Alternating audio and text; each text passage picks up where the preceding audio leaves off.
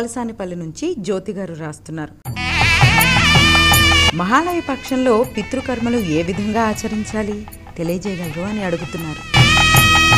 పితృదేవతలను ఆరాధించే పద్ధతి శాశ్వతంగా మనకి పురాణాల్లో సంప్రదాయంలో చెప్పబడింది. ఆబ్దిక సర్వస్వం అనేటువంటి గ్రంథంలో దీని గురించి విశేషంగా ఋషులు చెప్పారు. అంటే ఆయా యుగాల్లో ఆచరించే పద్ధతిలో ఈ కలియుగంలో పిండ ప్రదానం ఎట్లా చేయాలి, పితృదేవతల యొక్క శ్రాద్ధం ఎట్లా పెట్టాలి. మామూలుగా సంవత్సరంకోసారి ఆబ్దికం ఎట్లా పెడతామో అట్లాగే ఈ మహాలయ పక్షాలలో ఏ తిథి రోజున వారు గతిస్తే ఆ తిథి రోజున, వారం కాదు ఇక్కడ తిథి ప్రధానంగా చాంద్రమానం ప్రకారం చేస్తాం కనుక ఆ తిథి రోజున వారికి మామూలుగా శ్రాద్ధం అంటే తద్దినం ఎట్లా సంవత్సరం తద్దినం ఎట్లా పెడతామో అదే విధంగా పెడతాము.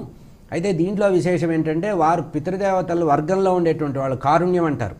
అంటే సొంతగా తల్లిదండ్రులు వాళ్లే కాకుండా కారుణ్యం సంబంధించినటువంటి జ్ఞాతులు వాళ్ళు ఉంటారు కదా, వాళ్ళకు కూడా పిండ ప్రదానం చేయడం అనేది మహాలయ శ్రాద్ధంలో మనకి ప్రత్యేకంగా కనబడుతుంది. ఇది ఇళ్లలో పెడతారు, పవిత్ర క్షేత్రాల్లో పెడతారు. దీనికి కల్పోక్తంగా ఒక టెక్స్ట్ ఉంది, ఒక పద్ధతే ఉంది. ఆ పద్ధతి ప్రకారం ఆ మంత్రభాగంలో ఎవరెవరైతే వెళ్ళిపోయారో వాళ్ళు పెట్టాలి. ఇంకొక విశేషం ఏంటంటే సాధారణంగా పితృకర్మ చేసేటప్పుడు అంటే శ్రాద్ధం పెట్టేటప్పుడు సోదరులందరూ కలిసి పెట్టడం అనేది ఒక పద్ధతి ఉంది. అందరూ అంటే అన్నదమ్ములందరూ ఉంటే అన్నదమ్ములందరూ కలిసి ఒకే శ్రాద్ధం పెట్టడం, అందరిలో పెద్దవాళ్ళు మంత్రం చెప్తూ చేయడం ఉంది. కానీ మహాలయ పక్షంలో పెట్టేటప్పటికి ఏమొస్తుందంటే కారుణ్యం కింద మనుషులు మారుతారు.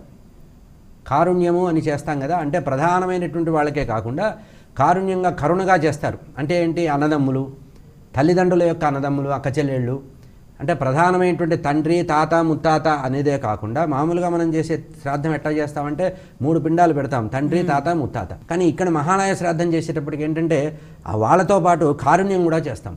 కారుణ్యం అంటే ఏంటంటే సంబంధించిన వాళ్ళు జ్ఞాతులు, అంటే ఉదాహరణకి అక్క చెల్లెళ్ళు, అన్నదమ్ములు, అమ్మకి తరఫున వాళ్ళు, నాన్న తరఫున వాళ్ళు, తన సోదరులు, తనకి మామగారు అత్తగారు బావమరుదులు ఉంటారే, వీళ్ళకు కూడా పిండ ప్రదానం చేయవలసిన అవసరం ఉంటుంది. మామూలుగా మనం చేసే సంవత్సర శ్రాద్ధంలో ఇది ఉండదు.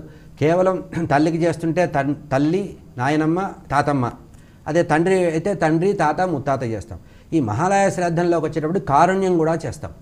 కారుణ్యం అంటే ఇందాక చెప్పినట్టుగా జ్ఞాతులు, ఆ తర్వాత అన్నదమ్ములు, తండ్రికి సంబంధించిన అన్నదమ్ములు అక్క చెల్లెళ్ళు, తనకు సంబంధించిన అన్నదమ్ములు అక్క చెల్లెళ్ళు అంటే వెళ్ళిపోయిన వాళ్ళు, అట్లాగే తనకు పిల్లనిచ్చిన వాళ్ళు, వాళ్ళకి సంబంధించిన వాళ్ళు, ఇట్లా చేస్తాం కనుక కుటుంబం మొత్తం చేసేటువంటి ఆబ్దికం ఒకళ్ళే అందరూ కలిసి చేస్తారు.